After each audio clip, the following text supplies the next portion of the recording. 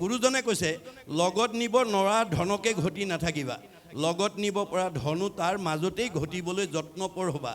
পৰকালৰ ধন মাধৱৰ নাম তাক লোৱা গলে বান্ধি, ঐত এটিক্ষণে এৰা আল জাল পাছে মৰিবা হাঁকান্দি। আপুনি 5টা দিনৰ পুণ্য অৰ্জনৰ সুবিধা পায়ো যদি বিভিন্ন কাৰণ দেখুৱাই নাহে, আপোনাৰ বা মোৰ জীৱটো পৰকালত গৈ কান্দিবগৈ লাগিব। কাৰণ জীৱৰ মৃত্যু নাই, জীৱৰ গতি আছে।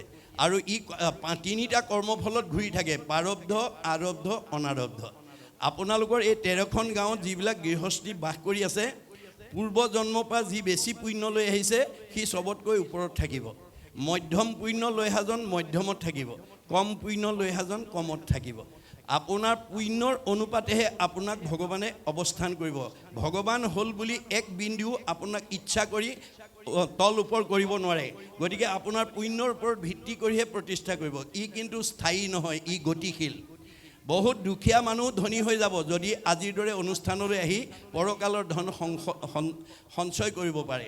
আৰু বহুত ধনী মানুহ দুখীয়া হৈ যাব যদি ভোগ কৰিবলৈ পায় ঈশ্বৰলৈ পিঠি দিয়ে।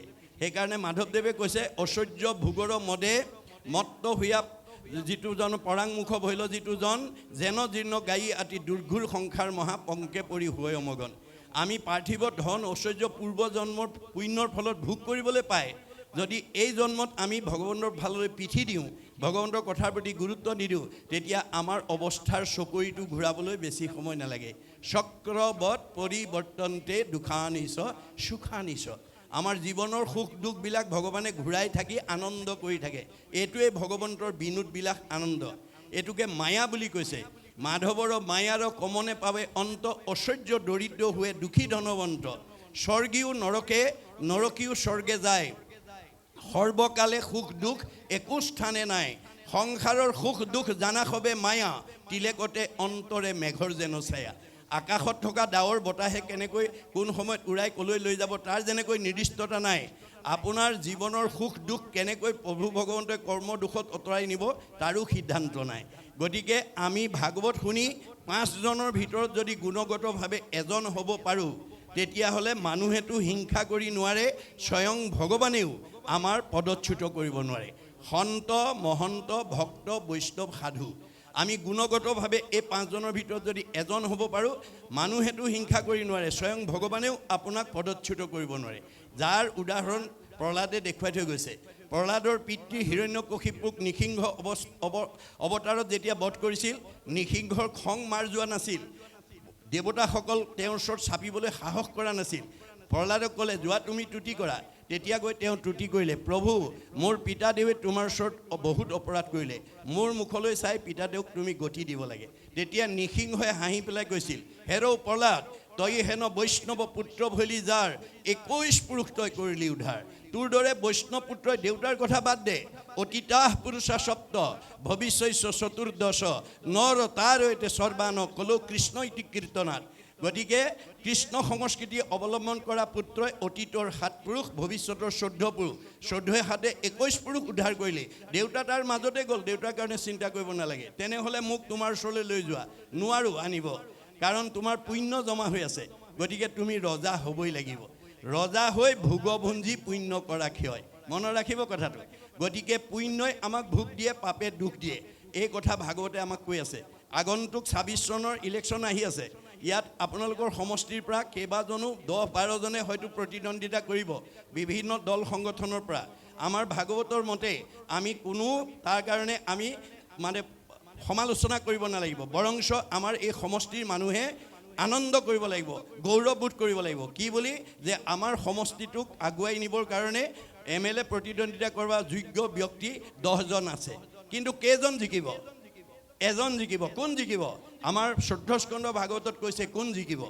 অৰ্থাৎ আপোনাৰ 26 চনত MLA প্ৰতিদ্বন্দ্বিতা কৰিম বুলি যিসকল প্ৰতিদ্বন্দ্বীয়ে বহু আগৰ পৰাই এই সমষ্টিৰ তৃণমূল এটা আত্মা, পৰিয়াল, সমাজ, অনুষ্ঠান, দল, সংগঠনৰ উপকাৰ কামত আত্মনিয়োগ কৰি আছে।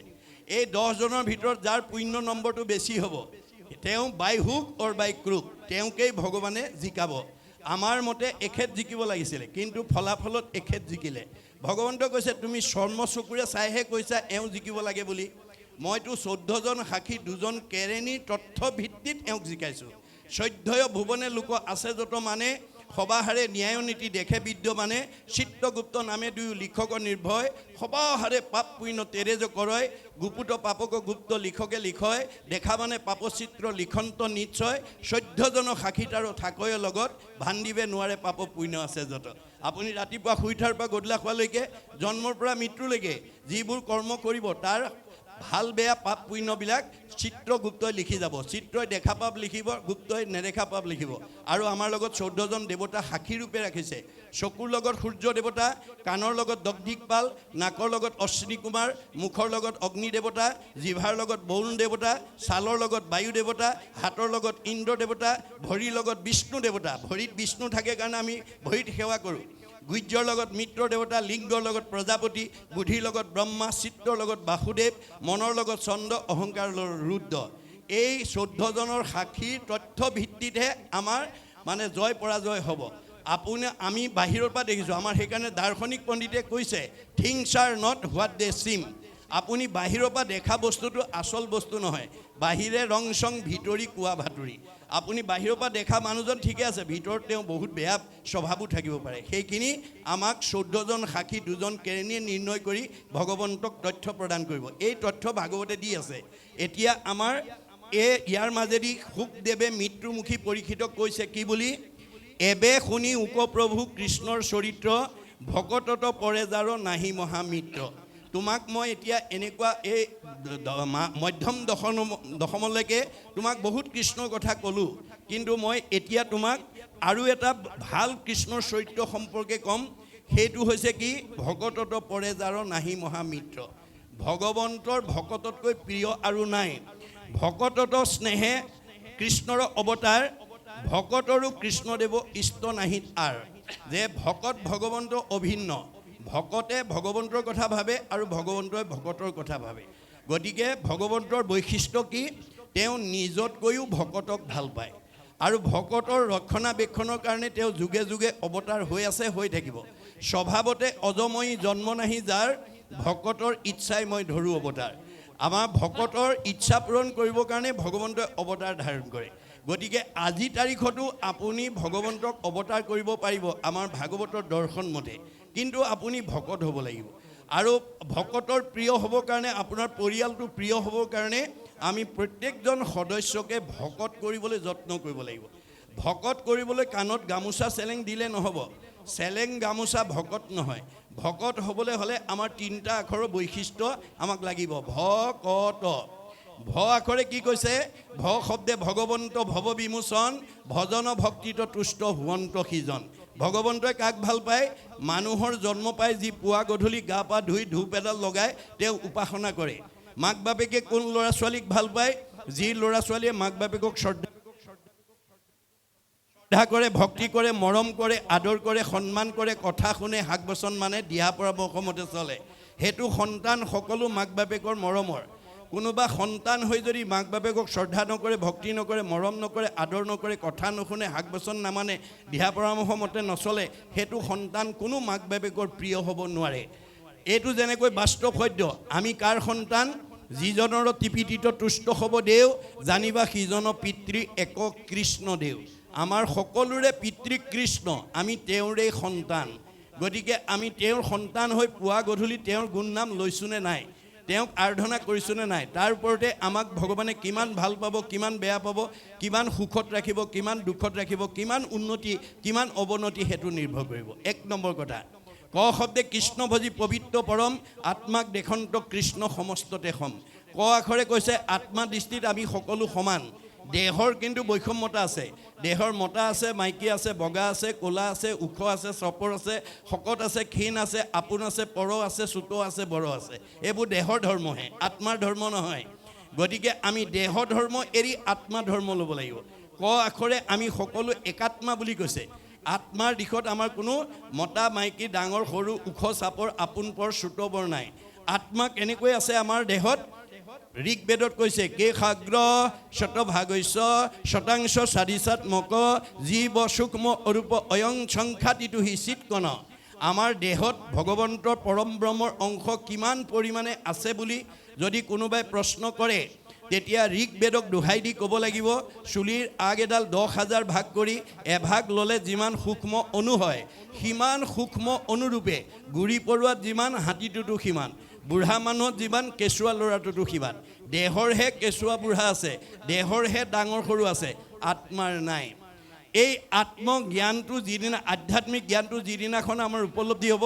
সেইদিনা আপুনি জীৱন্ত মুক্ত হ'ব বিষ্ণুময় দেখে যিটো সমস্ত জগত জীৱন্ততে মুক্ত সিটো অচিৰকালত আপোনালোকৰ এই ভাগৱত চৰ্চাৰ মাজেদি আপোনালোকে যদি উঠি অহা প্ৰজন্ম পৰিয়ালৰ শাহু বোৱাৰী সকলোৰে অন্তৰত এই আধ্যাত্মিক ভাৱটো জগাই তুলিব পাৰে ক আখৰৰ তত্ত্ব বুজি যিগৰাকী শাহুৱেকে ক আখৰৰ তত্ত্ব বুজিব তেওঁ বোৱাৰীয়েকক নিজৰ ছোৱালী বুলি মৰম কৰিব ব্যৱহাৰ কৰিব আৰু যিজনী বোৱাৰীয়ে ক আখৰ তত্ত্ব বুজিব তেওঁ শাহুৱেকক নিজৰ মাতৃ জ্ঞান কৰি ভক্তিভাৱে কথা ক'ব তেতিয়া আৰু সেইখন ঘৰত শাহু বোৱাৰীৰ মাজত মনোমালিন্য হ'ব নোৱাৰে ককাই ভাইৰ মাজত মনোমালিন্য হ'ব নোৱাৰে পৰিয়ালৰ মাজত মনোমালিন্য হ'ব নোৱাৰে গতিকে এই আধ্যাত্মিক জ্ঞান যেতিয়ালৈকে নিদিম তেতিয়ালৈকে পুথিগত ডিগ্ৰীয়ে আমাক প্ৰকৃত মানৱ সম্পদ গঢ়ি তুলিব নোৱাৰিব যাৰ কাৰণে প্ৰাচাত্য শিক্ষাবিদে কৈছে for all round development of student religious education is essential যে আমি এটা ল'ৰাক পূৰ্ণাংগ ছাত্ৰ হিচাপে গঢ়ি তুলিবলৈ হ'লে